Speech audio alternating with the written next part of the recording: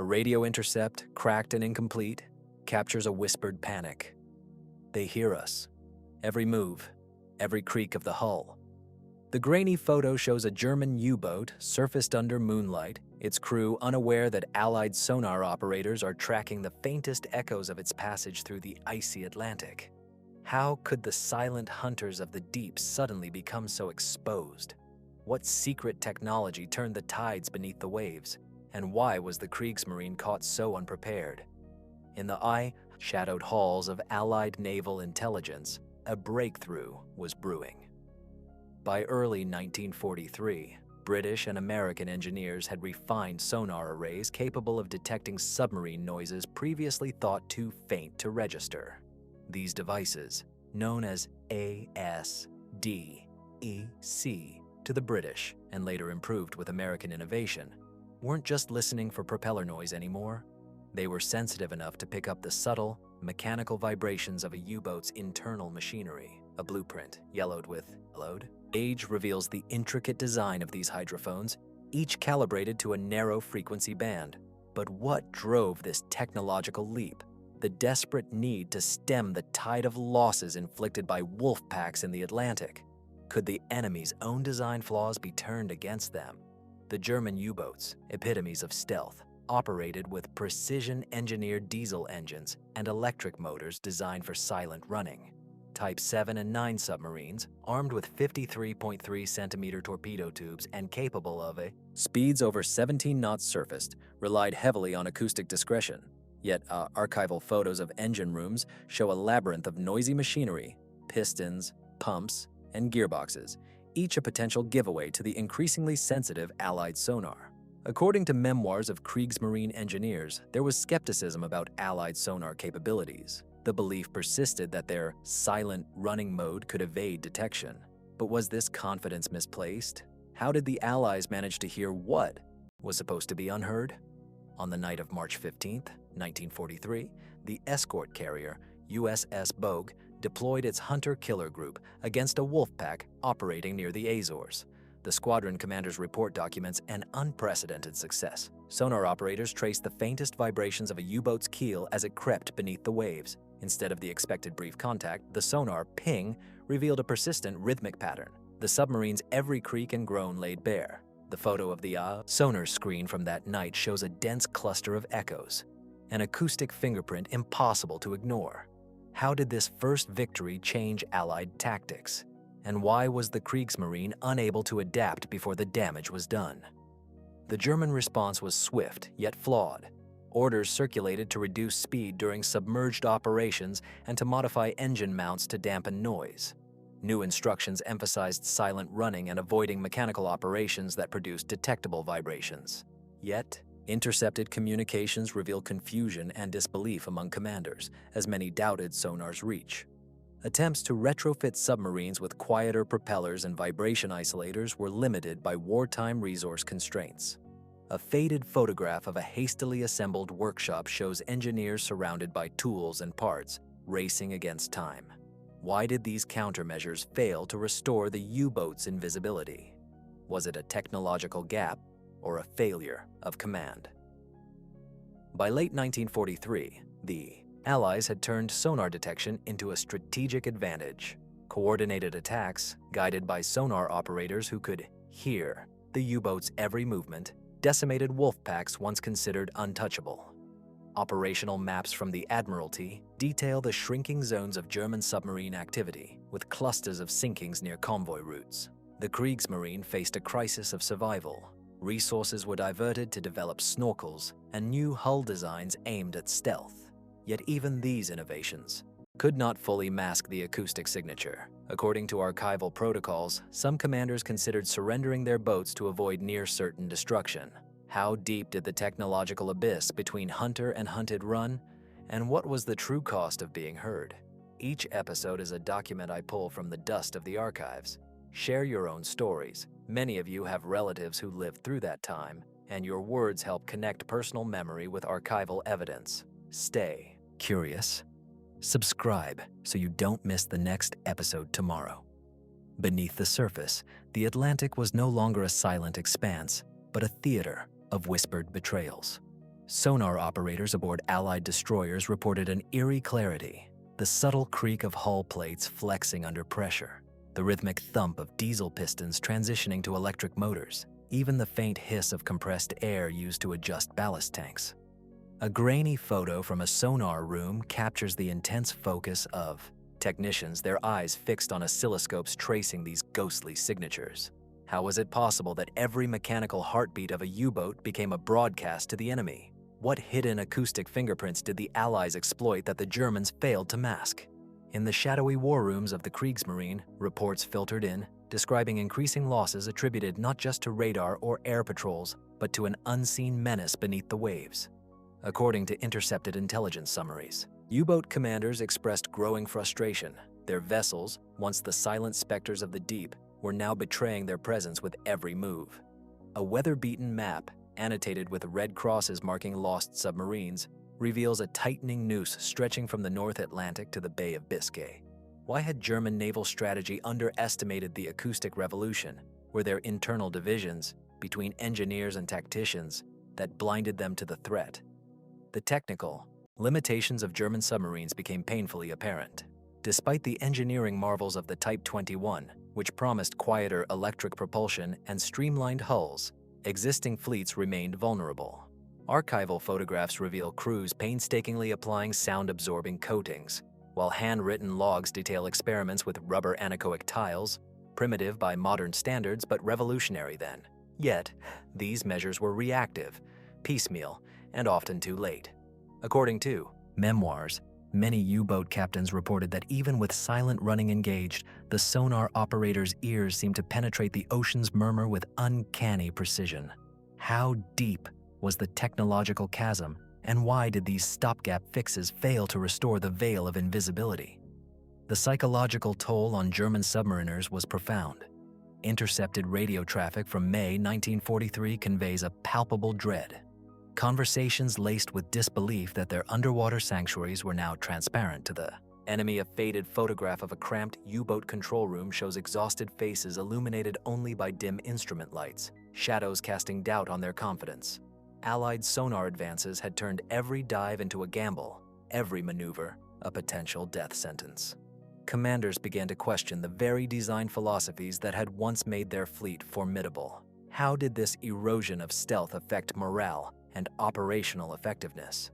Was the Kriegsmarine prepared for a war where silence no longer guaranteed safety? Meanwhile, Allied forces refined their use of sonar into an art form. Training manuals, uncovered years later, detail the decoding of specific acoustic signatures, discriminating between engine types, propeller blade counts, even crew activity noises. Photographs of sonar operators show an intense, almost ritualistic concentration, as if listening for secrets whispered by the sea itself. The combination of sonar data with air reconnaissance and radar created a multi-layered detection net that left few hiding places.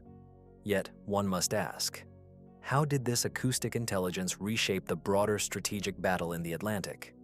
Were there moments when the Allies themselves underestimated the enemy's capacity to adapt? Despite desperate German efforts, the sonar cat-and-mouse game tipped irrevocably in favor of the Allies. After-action reports from late 1943 recount engagements where U-boats were tracked for hours, their every turn betrayed by sonar echoes. Stark photograph of a sunken submarine lies at the bottom of the ocean, its twisted hull a mute testament to the deadly precision of this new warfare. The Kriegsmarine's response, new hull designs, snorkels, and tactical shifts, offered only temporary respite. The ocean had become an acoustic battlefield where every creak was a call to destruction. What lessons did this acoustic vulnerability teach about the limits of submarine warfare? And how did it shape post-war naval doctrine for decades to come? By early 1944, intelligence reports hinted at a new phase in the underwater war. Allied sonar technology had advanced beyond mere detection. It had evolved into a predictive tool. Detailed acoustic profiles allowed operators to anticipate U-boat maneuvers before they happened.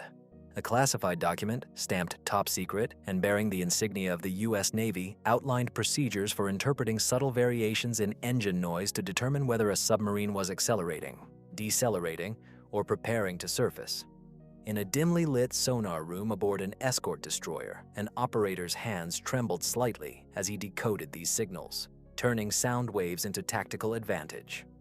How did the Kriegsmarine fail to foresee that their mechanical signature could become a blueprint for their destruction? Was there a blind spot in their intelligence assessments? At the same time, German engineers scrambled to innovate. Experimental projects sought to redesign propulsion systems with noise reduction as the highest priority. Blueprints recovered from a bombed-out research facility in Kiel reveal ambitious plans for magnetically coupled motors and advanced vibration dampening systems, concepts decades ahead of their time. However, resource scarcity and relentless Allied bombing raids stifled these developments. A photograph, charred and partially destroyed, shows a group of engineers gathered around a prototype motor, their faces etched with exhaustion and frustration. Could these late-stage efforts have altered the tide if given more time? Or was the acoustic advantage already irreversibly lost? The nature of Allied anti-submarine warfare shifted accordingly. Coordinated multi-ship hunter-killer groups no longer relied solely on chance encounters. Instead, they executed methodical, sonar-guided pursuits. Operational logs from the Royal Navy detail extended sonar tracking sessions where U-boats were relentlessly herded into kill zones. One particular engagement in the Bay of Biscay, documented in a series of grainy photographs, shows aircraft overhead marking a target's last known position while surface vessels closed in, guided by sonar ears attuned to every mechanical whisper. What psychological impact did such relentless pursuit have on crews already haunted by the knowledge that their every step was audible? And how did this relentless pressure contribute to the unraveling of the U-boat campaign? Meanwhile, covert Allied operations exploited the acoustic vulnerability beyond direct combat. Sabotage teams infiltrated occupied ports, targeting workshops that repaired and maintained submarine engines. Intercepted communications reveal a fear among German technicians that their own bases had become acoustic traps, with noise signatures potentially betraying clandestine movements. A black and white photograph of a sabotaged engine room shows twisted pipes and shattered machinery, evidence of a war waged not only on the open sea, but within the German naval infrastructure itself. How much did this internal erosion hasten the collapse of the U-boat threat? Were these behind-the-lines actions as significant as frontline sonar battles in the grand calculus of defeat? As spring turned to summer in 1944, the cumulative effect of acoustic detection and relentless pursuit began to reshape the strategic landscape. Convoys crossed the Atlantic with fewer losses, their passage increasingly shielded by the invisible, yet unmistakable web of sonar surveillance. A wartime map, annotated with sonar contact zones and sinking locations, illustrates the shrinking operational freedom of German submarines. According to surviving reports, some U-boat commanders resorted to extreme measures, operating at unprecedented depths, cutting engines abruptly, or attempting to run silent by shutting down all non-essential systems. Yet even these desperate tactics were often futile against sonar's unforgiving reach. What did it mean for underwater warfare when silence no longer guaranteed concealment? And how did this acoustic domination foreshadow the future of naval conflict beneath the waves? In the summer of 1944, a chilling radio message from a U-boat commander captured the growing despair. "Our shadows betray us. The sea itself has turned informer." The message, fragmented and heavily encrypted, was intercepted and partially decrypted by Allied cryptanalysts, revealing the stark reality beneath the waves. The once invisible hunters were now hunted, their every mechanical whisper transformed into a beacon for destruction. A faded photograph from the signal intercept room shows analysts poring over coded messages, the tension palpable as the true scale of the acoustic threat became undeniable. How did the Kriegsmarine reconcile this betrayal by their own technology? Was there any hope left for a fleet rendered audible in the vast Atlantic? In response, German Naval Command issued desperate directives, emphasizing stealth and innovation.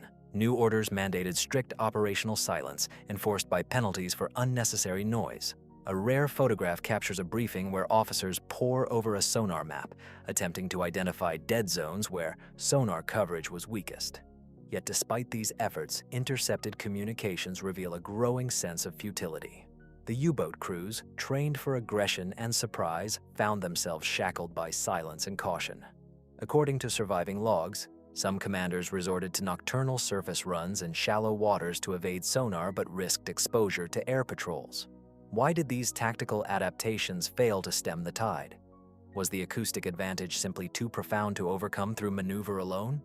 The Allies intensified their use of multi-frequency sonar systems, capable of penetrating thermal layers and detecting submarines hiding beneath thermoclines. Photographs from a sonar research facility show engineers calibrating these devices, adjusting frequencies to exploit known weaknesses in submarine acoustic profiles. In operational theaters, sonar operators described the eerie ping that revealed submerged U-boats even when visual contact was impossible. The meticulous coordination between sonar crews and surface vessels created a near-perfect trap. Secret war diaries recount moments when U-boats, attempting to slip through narrow straits, were detected and destroyed within minutes. How did the evolving sonar technology redefine the concept of underwater invisibility? Was this the moment when sonar ceased to be just a tool and became a weapon in its own right? Meanwhile, the psychological strain on German submariners mounted. Memoirs written post-war reveal a haunting image. Crews listening anxiously to the sonar pings that signaled their doom. The ocean no longer a refuge but a confessional, where every creak and groan was laid bare.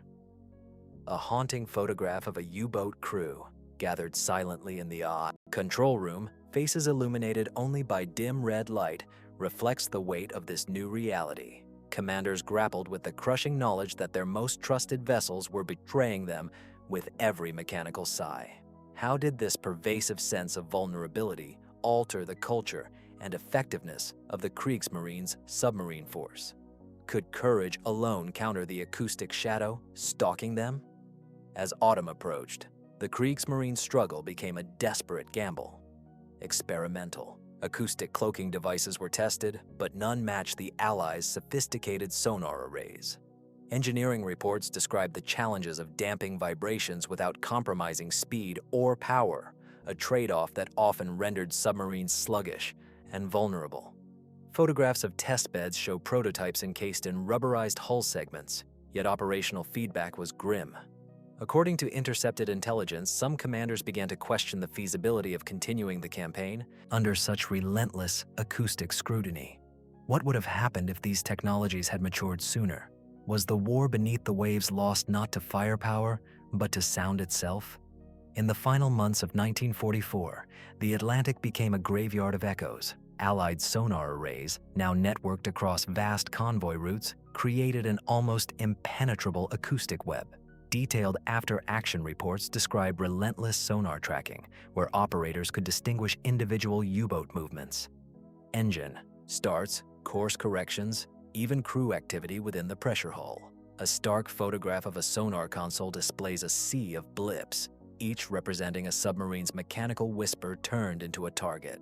The Kriegsmarines' once feared wolf packs were reduced to fragmented shadows, their every step betrayed by the unseen ears beneath the waves. How could a warship built for stealth be undone by sound so invisible yet so revealing? What did this mean for the future of underwater warfare? The defeat of the German U-boat fleet was not merely a triumph of firepower or numbers, but a victory born from mastering the ocean's acoustic environment. The Allies' ability to convert the faintest mechanical noises into actionable intelligence redefined naval strategy, forcing a paradigm shift in submarine design and tactics. Photographs of post-war naval exercises reveal new classes of submarines, their hulls coated with sound-absorbing materials, engines redesigned for silent running, a legacy of the Atlantic Acoustic War. Yet the haunting lesson remained. In the depths, silence was no longer a shield but a fragile illusion, easily shattered by those who learned to listen.